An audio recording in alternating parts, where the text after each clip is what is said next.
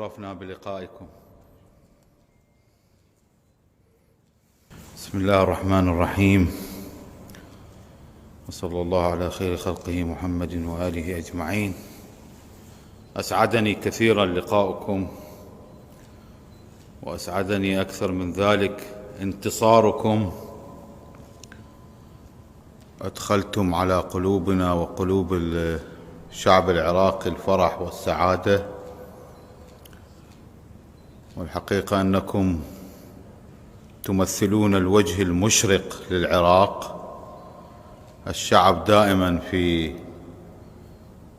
بحبوحة السياسة ومشاكلها والمشاكل الأمنية، هذا لا تمثلونه.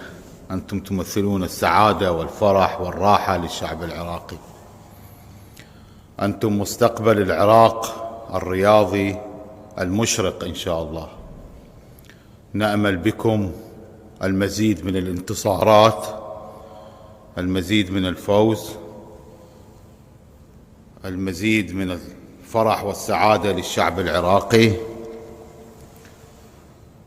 حقيقة نادرا ما أتابع الدورات الرياضية، لكن تابعت بعض مبارياتكم